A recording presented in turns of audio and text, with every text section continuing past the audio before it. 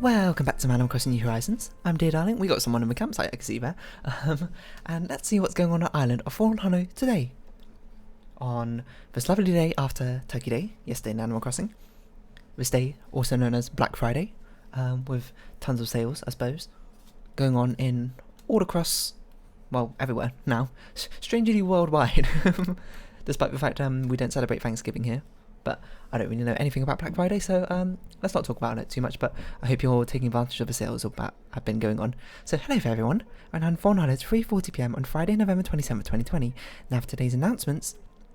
Today, we have a visitor staying at the campsite. I hope our guest is able to see what it is that makes Fawnhollow such a special place. And with that, I'll get back to work at supporting you and your enjoyment of our island. Biscuit.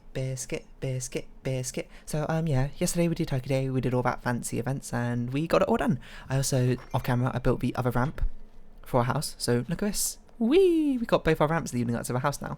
So we've got a very sort of grandiose entrance. Fun, isn't it? I also think we're going to move our mailbox, like, slightly to the side. Like, over here, maybe? There's no room? Excuse me? There is room right here. But I think somewhere to the side is a bit better because we keep running into it, unfortunately. Here's the thing, dear. Last night, is this a winter letter background? Wow. Last night, I was just about to fall into a deep and dreamless slumber. When it hit me, your flaws are all wrong. I was up all night trying to pick up a perfect replacement. Did I succeed? Yes I did. Now it's sleepy time. Thank you, Raymond. Okay, Joy-Con Drift decided I should keep that Raymond letter instead of deleting it, which is fair enough. Brown argyle tile flooring.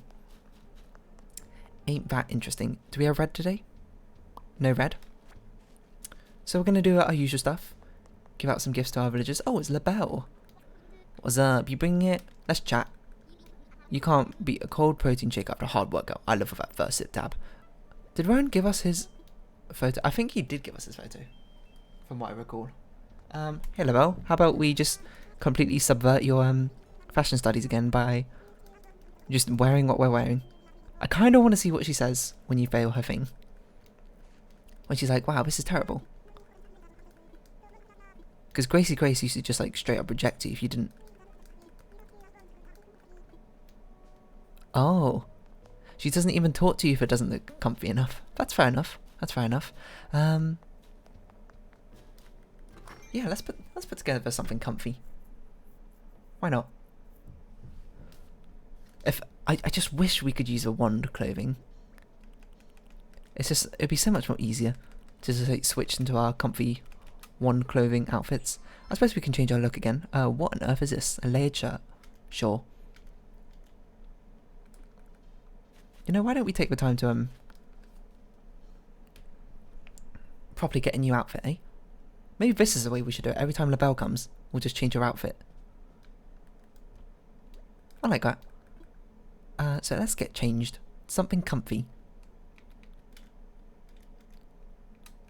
What dresses do we have which look comfy? I mean, the bathrobe is pretty comfy, but that seems a bit much. Don't really want to wear any of those. Oh yeah, we were going to make a cat uniform. I forgot about that. Clover dress? I mean, it's winter. Something comfy in winter. We need like a fleece or something. We look like an old lady like this. A loose fall dress. Seems reasonably comfy. Stick with it. What sort of nice hat we got going on? A beret? What about a wool hat? Do we have a wool hat? A beanie? We've got some beanies. Shallow knit hat. Interesting. Swimming cap. We sure have a lot of random headgears, don't we? Headband, that's pretty comfy. Right, I'm gonna go with the knit hat. Accessories, obviously we always keep that on. Socks. Or some comfy socks. Hand knit socks. That looks comfy. Some slippers. Slippers and socks is a bit strange, but just trying to see what comfy things we have. Why don't you have just golden sandals? Slip-on loafers. Probably shouldn't be wearing socks with those. See, all these comfy shoes you wouldn't be wearing socks with most of the time. Also, these socks are very bright. Do we have less bright socks? Mixed tweed socks, sure. I don't like the hat colour we got though. These are just too bright hat colours. Oh well, let's roll with it. Let's change our hairstyle as well while we're at it, why not? Should we try one of the new hairstyles? Like one of these? How does this even look with a hat?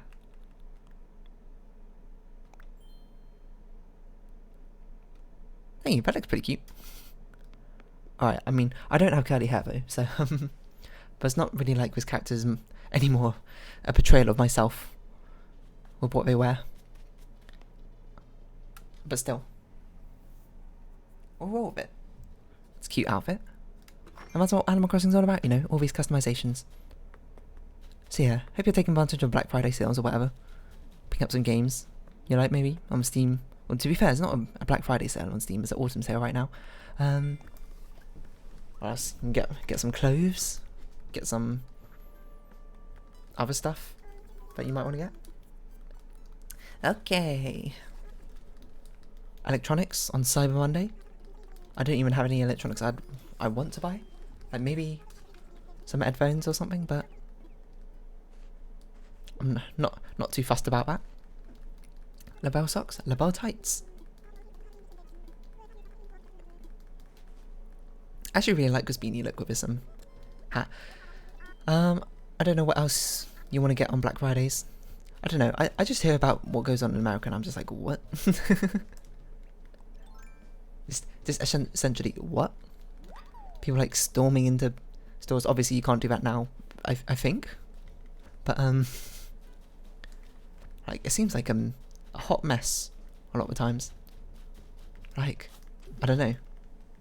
Perhaps it's very British of me, but I'm just like, can't you just like queue up casually rather than having to sort of trample and fight over things like that? It seems like it's a very Hunger Games-esque style of Black Friday shopping, isn't it? That's a weird crossover. Black Friday plus oh, I know you. I saw you on an island. Paolo. You're not Biscuit though, so sorry. Hope you enjoy your stay. Hunger Games plus some Black Friday. The Hunger Games like universe. Is that done now? Like okay. Obviously I know we had Hunger Games, we had Catching Fire and Mockingjay Part 1 and Part 2. I've actually read all these books, surprisingly. And yeah, I think a pretty decent young adult. The first one's pretty good, the second one's also pretty alright, from what I remember. And I don't remember much of a third one. But I know you got Katniss Everdeen, Peter Malark or whatever. And obviously there's a lot of inconsistencies and like plot holes within the Hunger Games universe. 1, you're fab. 2, I mean that. 3, there is no free. As one of my favourite Audi quotes.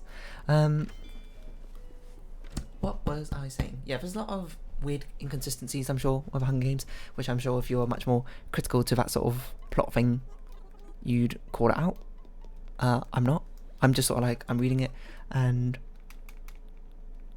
like, if there are inconsistencies which I notice, then fair enough, I'll call them out, but if not, then just so be it, I suppose. Do we have more DIY recipes here? Oh yeah, I forgot, Turkey Day, not Turkey Day, Franklin, the turkey said that, these would be in here. Not that we keep track, but you ready to learn all of them? Are we ready to learn all of these? Why even let me purchase them, if I've purchased them already? Or let me select them? I do appreciate them telling me that I've already learned them, but what's the point? I don't know, the Hunger Games books are cool. Like, I think that young adult dystopian genre, there's a lot of random adjectives to really say nothing much value, I think it's a nice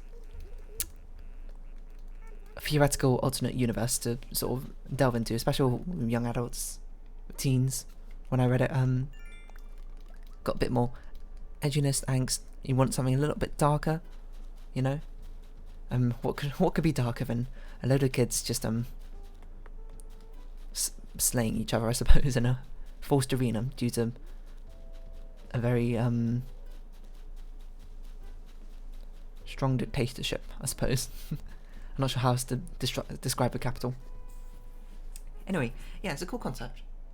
And I guess it sort of appeals to a lot of young teenagers' sort of fantasies of getting like imagining themselves if they were going and they would win or something, or maybe they just like following the characters. I don't really know. I can't remember why I liked it. I think I liked it because I think it was an interesting concept. I do kind of like darkish concepts from here on, as long as they're done well.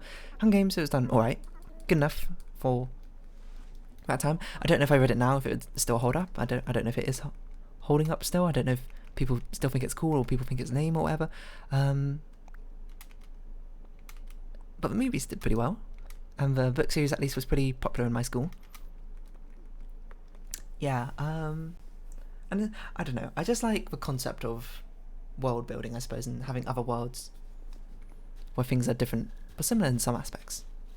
And it's interesting to read about like the 12 districts and how they each produce different things, and the environments and the culture in each of them being different, like that sort of thing. Get to learn about these characters and how they each approach the Hunger Games differently, like the concept of being poor in a poor district like District 12 and then entering your name into the ballot multiple times so you can get more food rations. I thought that was a cool concept. Hello there. Still time to make us a great day. I mean, the day is still very young, Savannah, to be honest. I wasn't really worried about it until you just said it now. Pashmina, Harry, Raymond, Amelia. Okay. I just had to think it through. Hello, everyone. I'm going to say hi to Pashmina. I don't have much water left, which is going to be bad for a conversational based episode. So yeah, let's think back to Hunger Games, okay? We're following girl, Katniss Everdeen, lives in District 12, the poorest district, a coal mining district, which you would have thought of that sort of future with all their fancy technology. They're not relying on coal anymore, surely. They might have actually addressed that in the books, because I feel like District 5 was nuclear power or something, but I can't remember. But what do we still need coal for at that point? Why are they not just a mining district? Surely you'd still need like iron ores and stuff, and copper, right? So you need someone to mine them, and I assume that's what they do as well. If they're mining out coal, it seems like reasonable to mine out iron and stuff as well, or whatever. Anyway, not point. We follow her. She's I can't remember what happened to her father, so there's going to be a lot of Hunger Games spoilers if you've never read her books or whatever. But you know, I assume you have, and if you haven't, then I'm not spoiling all too much. This is right at the beginning. Can't remember what happened to her father. I think her father passed away or something. Don't quite remember. Living with mother, who's very shell-shocked and suffering from PTSD. From what I understand, is very not present, I suppose. Living with her younger sister as well, Primrose Everdeen. Younger sister who she adores dearly. We don't need this recipe. Then she escapes out into the outside District 12 to hunt for a family, because the rations that are provided by the capital, which is the capital, obviously, are not enough or whatever. So she's really good at using a bow and arrow, right? And archery and hunting rabbits. Like, I remember I feel like there's a description that like, she can hit like an eye of a rabbit from like an incredible distance away, and I was like, what? I remember when I read it, I was like, what? That's absurd. But she's that much of a crack shot, which you know is impressive. Do we need to sell things? We can sell some things. And then she's got like potential romantic interest with Gale. I can't remember his name. Why do I feel like it's called Hayberry or something, but I feel like that's also not right. I think it starts with H. Gale? What's the name? Hold on, I'm going to Google it. Hunger Games, Gale. Hawthorne, that was right. It did start with H. I actually got that right, surprisingly. Whatever. And then there's an annual event, or whatever, called the Hunger Games, for the capital to basically flex its control over the smaller districts, being like, hey, we rule you, we own you, don't ever try an uprising. Ever again, because that's what happened the first time. Or something like that. I'm just seeing what we have, seeing what we should sell. We don't need that many round mushrooms, surely. where all the kids from age 13 to 18 get put into a ballot or whatever, and drawn, and then two of them, one boy, one girl, drawn from the ballots every single time, every year, and the 20 from each of the 12 districts, and they're sent together to fight. I need a favour. Maybe you heard about I had a fight with Pashmina over something unimportant. Oh, okay. I'll have a chat with Pashmina, don't you worry. And they have they're sent for a fight to the death, and only one of them can escape. And it's very traumatic. And yeah, I don't know, bits and pieces of it I think is an interesting story. Like, of course, you put your name in raffle, and if you put your name extra times in raffle, you get more rations, food rations out of it. I already mentioned that. It's pretty cool. So Katniss obviously put in lots of times. She's protective of her sister Prim, so she made sure Prim's name's only in there once. And oh no, Primrose Everdeen is the girl called up. And there's also like Peter Malark, some random bacon dude who, spoilers, kind of saves Katniss's life by giving her burnt bread or something. Actually suits you quite well. Pashmina.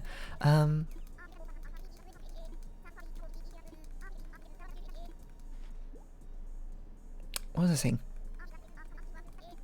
Yeah, there's a bit of a weird part of that, isn't it?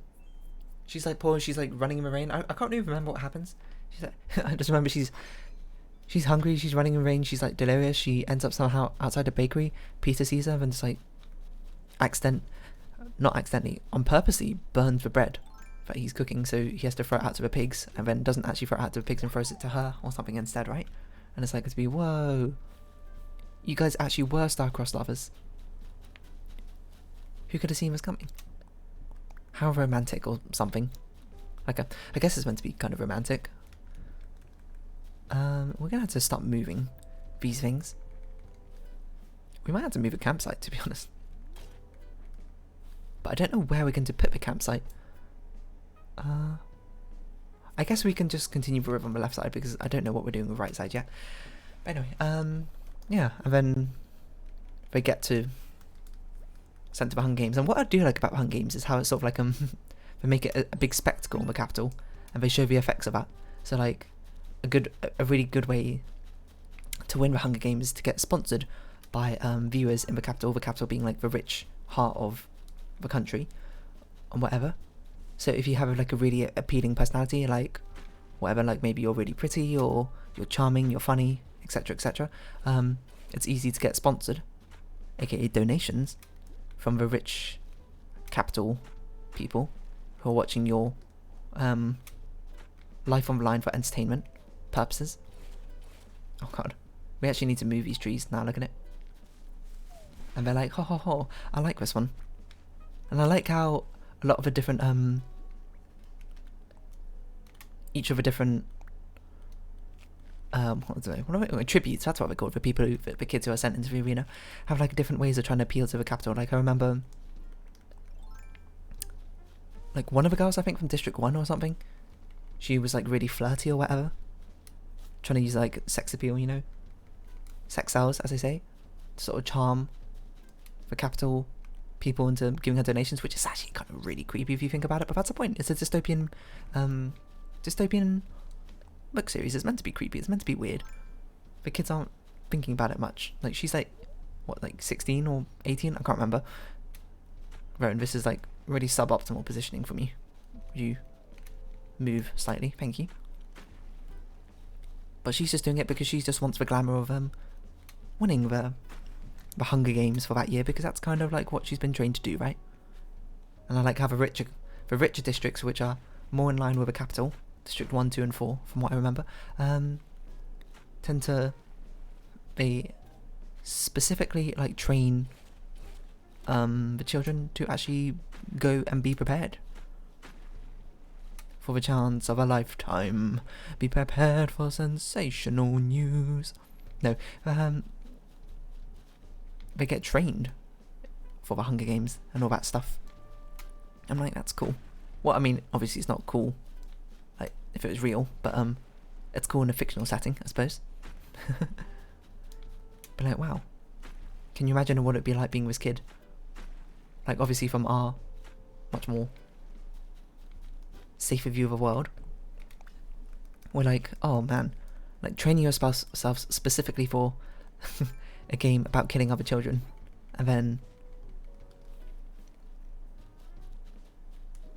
sorry, I lost my train of thought, and then like sort of reveling in the accomplishment of doing it, and being like, yeah, this is what I've been trained to do my entire life, and win this. It's weird. Trained to be like cutthroat, bloodthirsty, unapologetically fierce and all that stuff.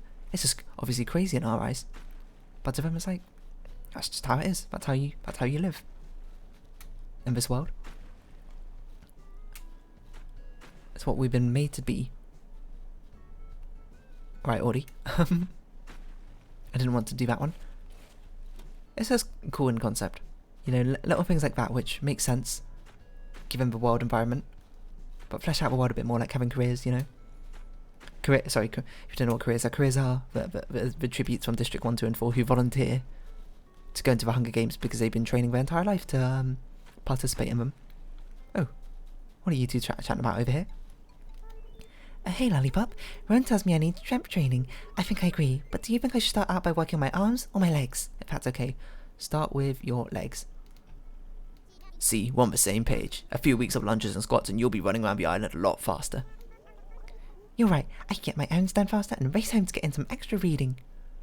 Reading? Errands? I was thinking more along the lines of you taking a wrestling tab. That's not usually my thing, but maybe it'd help my strength training if I was a little more flexible. Wrestling's not known for increasing your flexibility, is it? I guess it is quite acrobatic, isn't it? I don't really know much about wrestling. Anyway, not a point. So I just had a random flashback to a moment in school where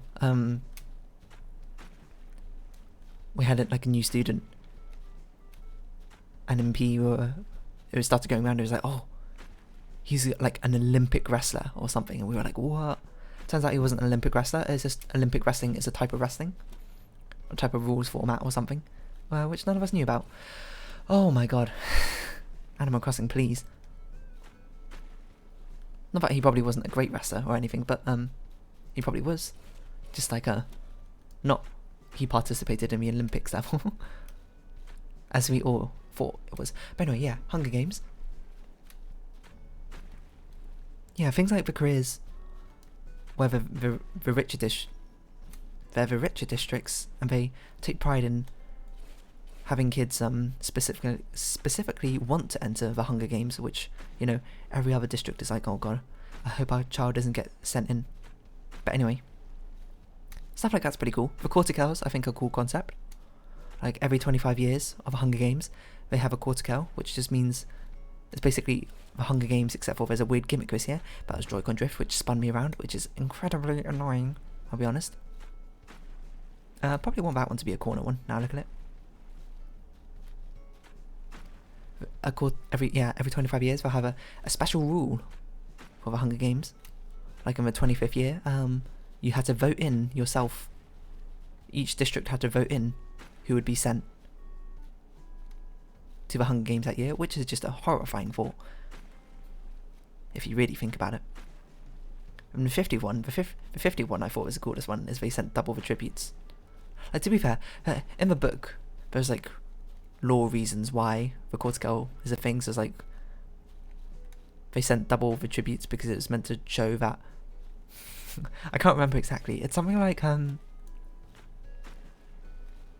capitals hold, no, the 25th one was like the capital can turn even family and friends against each other or something like that. They said themselves, you know, I bet I could find it, hold on. If I just Google it, Hunger Games Cortical. So the twists. It said 25th Hunger Games. Citizens of the district had to vote on who would compete. As a way of reminding the rebels that they are responsible for Hunger Games, it's their fault that their children die in the games every year. I don't really get how that represents that, but sure. Just trying to figure out what we're doing with River here. This looks okay. I think it should be a bit thicker up there maybe, but maybe keeping it thin here is quite nice. There we go, we've done this river.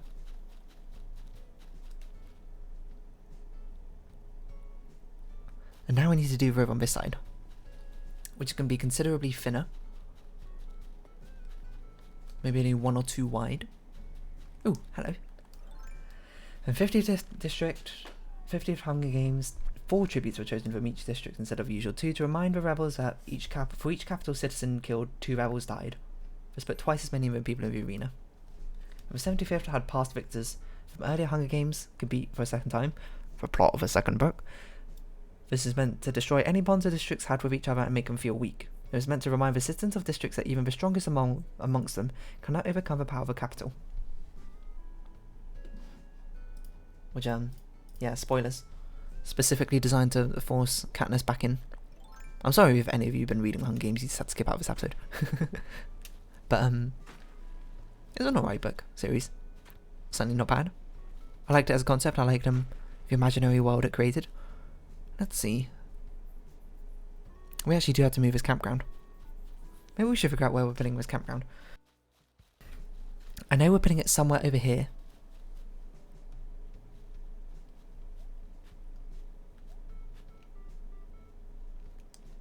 I feel like that should be a rounded corner, don't you? Is it just me?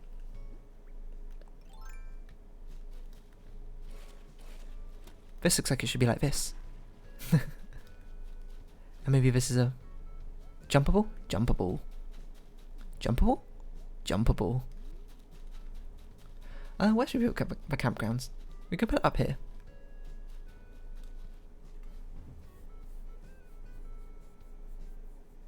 That seems like an okay location. Or do we want to keep it over here? No, I want to move Audie's house here. Down here at the very bottom. This is meant to be like Audie's Peninsula. Is the way I interpreted it. Okay, for now we'll just sort of plan out the overarching trajectory of this bottom river. So we want it to come up to here? About here. More or less. And then it rejoins over here. No, not that one.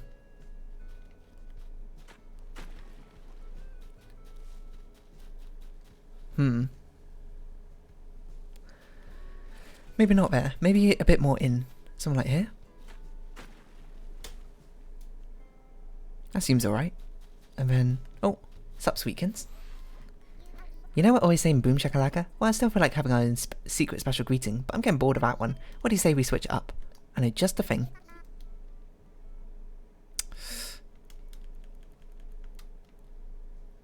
Yo, yo, yo. I don't know. Oh, should we round this episode up here? I don't know what I'm doing anymore. I'm not really sure what I'm doing with this river, and I need time to think about it. And no, I didn't really talk much about Hunger Games, but whatever. Maybe we can do a second part about Hunger Games some other day. But for now, if you have been watching, thank you very much. It's been Animal Crossing New Horizons. I've been Dear Darling. Likes, comments, subscriptions, and shares all greatly appreciated. Join Dear Darling, Discord down in the description below. Follow me on Twitter. Hope we can see each other again. But for now, it's our farewell. So until next time, bye bye for now.